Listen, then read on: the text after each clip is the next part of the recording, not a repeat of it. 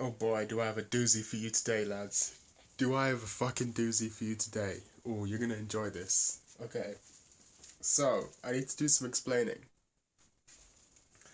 Uh, okay, you may have seen, if you follow certain parts of the internet, you may have seen some very amusing posts by certain people, very upset that, and this is gonna sound ridiculous because it's hilariously ridiculous, that some witches hexed the moon, and a bunch of other witches are really upset about these witches hexing the moon, and they've been like, "Don't, you idiots! You hexed the moon."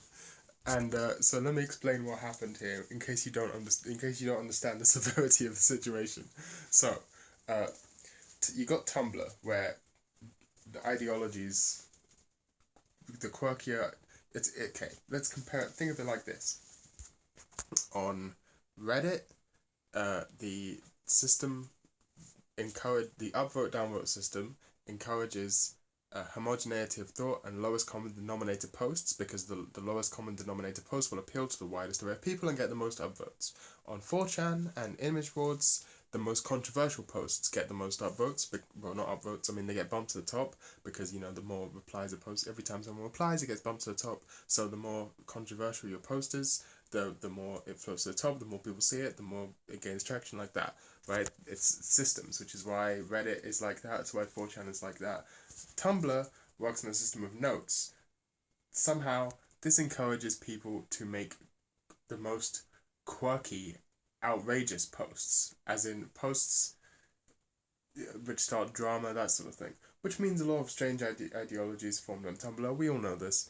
Um, one of which was witches. Obviously, Tumblr had some economic problems. Yahoo bought it, removed all the porn, everyone went away, and they went to TikTok. And a bunch of these witchy people, people who call themselves witches, who came from Tumblr, started making TikToks about being witches, uh, which they call that community Witch Talk. Uh, these got shared around because, of course, people found a bunch of people claiming to be witches making silly posts on TikTok, started sharing them around, which then meant the community grew, and a bunch of, and this is what happened, is a phenomenon that you or I would probably call a normie invasion, and what the witch community called call an invasion of baby witches, witches who are new to the magical system, type of thing. They don't really know what they're doing, and so a bunch of these baby witches from Witch Talk got together and decided to hex, which is like a negative spell, like a negative energy. The Fae, if you don't know what the Fae are the creatures from Celtic mythology that that fairies are based on. They decided to hex the Fae, and then they decided to hex the moon. Yeah, the moon, that one, the one in the sky, the one that's the orbits Earth. That one, they hexed it. They hexed the moon. Uh, so that happened, and the moon and the Fae are very important to other witches. And those other witches were like, well, don't do that. That's the moon. You're gonna make Apollo upset or something like that. I don't understand it. Whatever. But either way, so that's a hilarious thing that's happening on the internet right now. But I think what's important about this is we can use this to do some studying of ideology. We can study people, and that's what we're gonna do now. Why are witches on TikTok? Why is this happening? What is going on? Let me explain it to you. So, uh, I let's call this witch movement can be lumped in with a bunch of new mysticism that's coming around. So, for example, you will see a lot of that you may have noticed a lot of uh, Orthodox religious right wing people seem to be a big deal these days. Very religious uh, Catholics and Orthodox, Eastern Orthodox type people, also a big deal.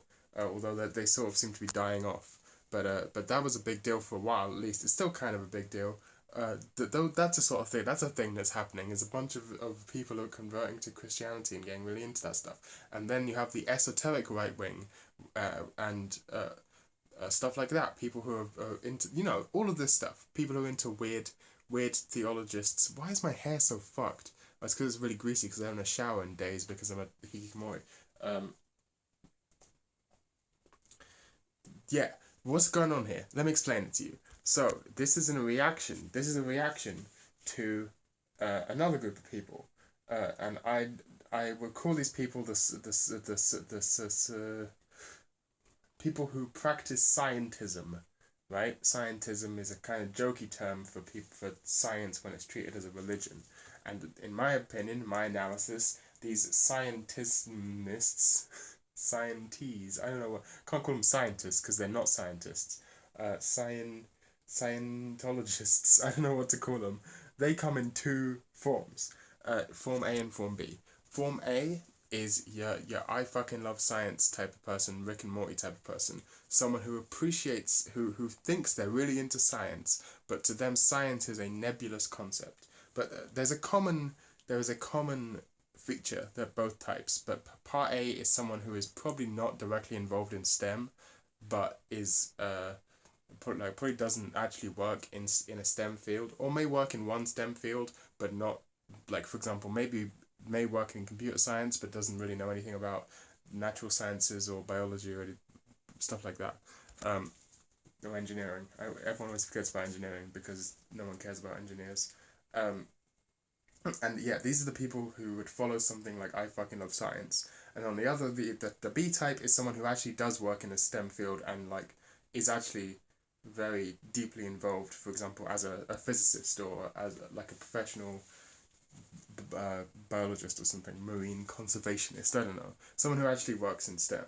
Uh, the thing these two groups share is their scientism, which we could say is this idea that any problem that's worth solving will eventually be solved by science, and that the other ideas are somewhat barbaric or old-fashioned or oppressive or whatever. You know, this is the scene that the new atheist movement grew out of, or they interact. Right? We don't need those religions. That's for old fucks. That's the stupid cringe.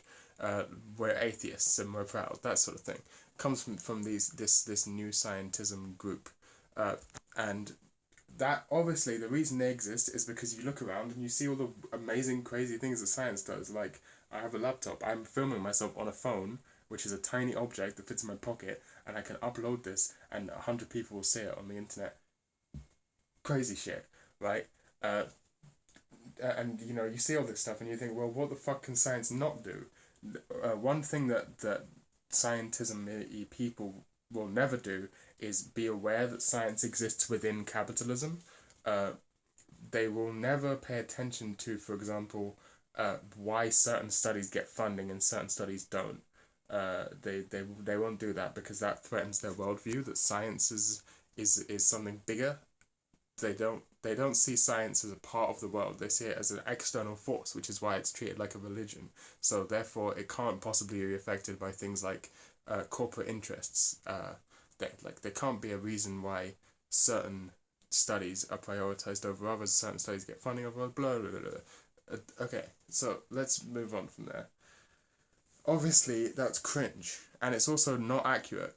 The idea that every problem in the world that's worth solving can be solved with science doesn't make any sense because uh, there are lots of philosophical problems, for example, which I think most people would agree can't be solved with science, and there's a lot of problems that which would seem illogical, but humans are not beings of pure logic. For example, I don't know, you might be sad for some reason, like, I don't know, your loved one dies. Science can't really solve that, although these people tend to be like somewhat transhumanists. CGP Grey is an example of this type of person.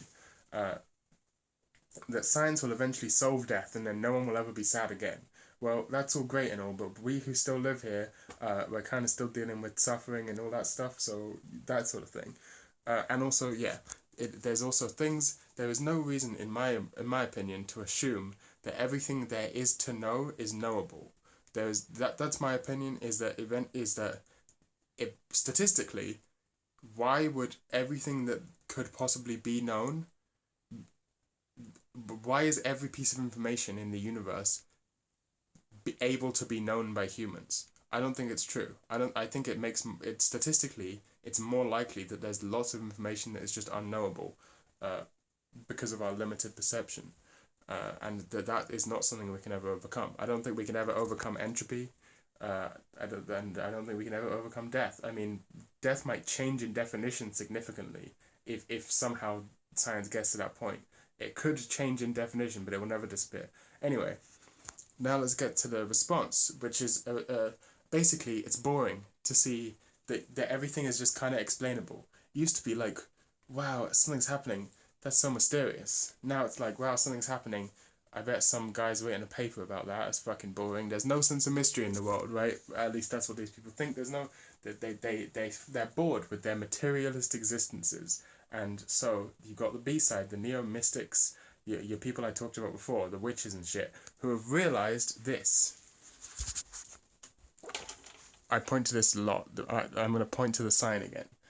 When you start scratching the surface of perception, trying to gaze behind what you expect to see, you will realize that we are surrounded by concurrent realities segregated merely by our self-limited cognition.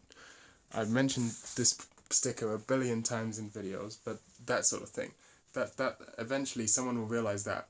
And this is where the neo-mysticists fail, especially the witches. This is why there are witches, because they're dumb humans, and they have this perspective.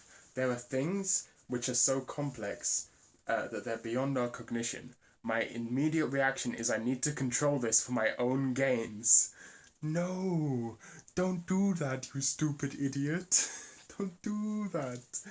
Ah, wow, chaos is really cool. But what if I could use it on my enemies? No! Why can't you just be okay with accepting, right, there are all these crazy things that are beyond human comprehension in the universe and probably will never be comprehended by humans? That's pretty fucking sick.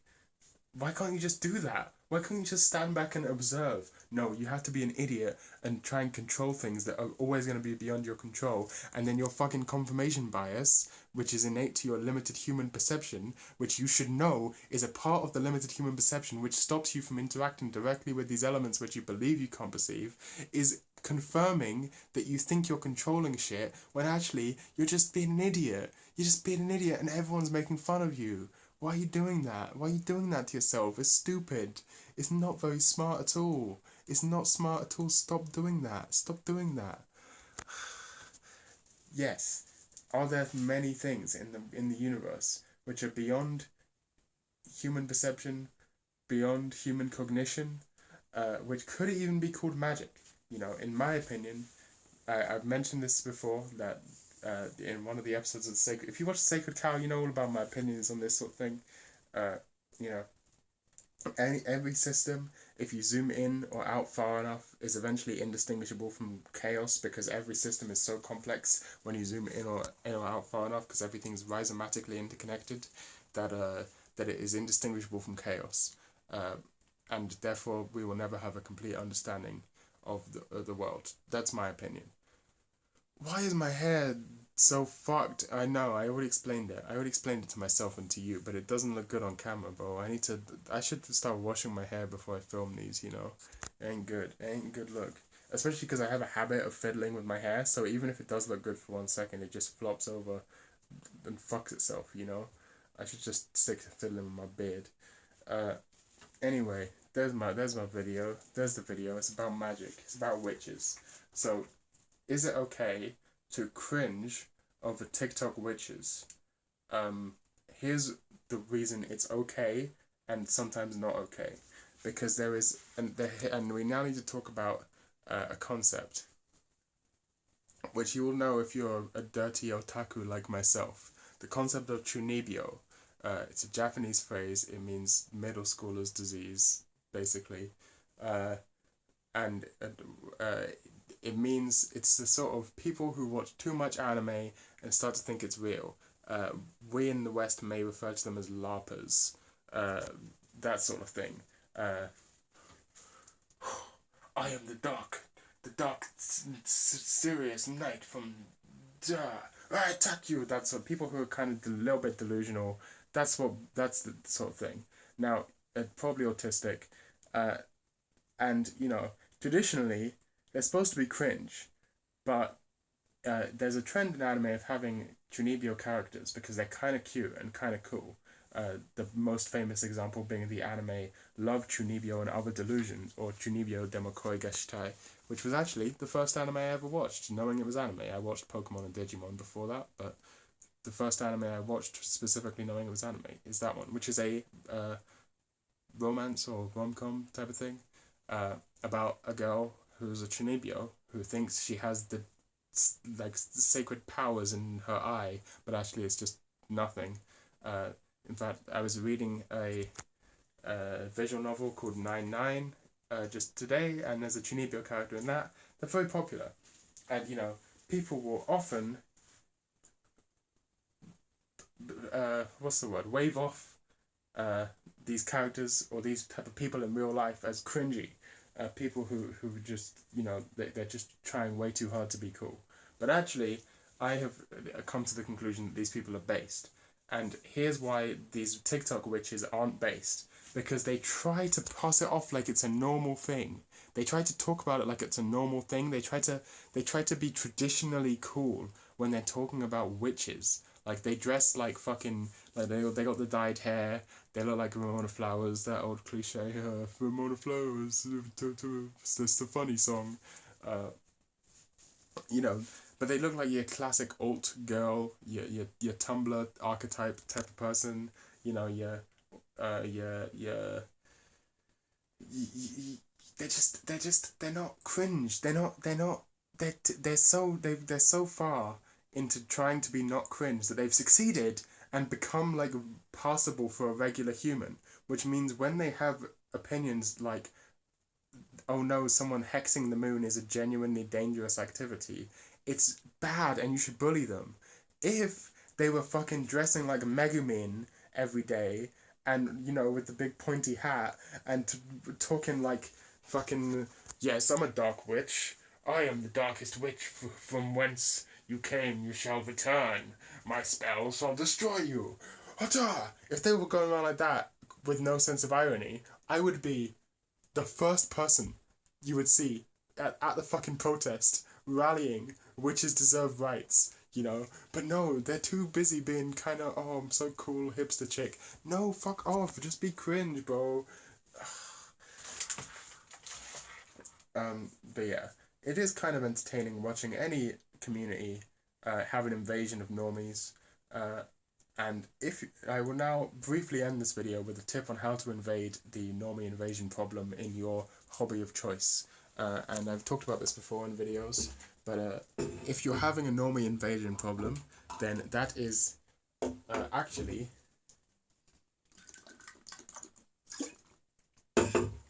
commonly there's two offered solutions.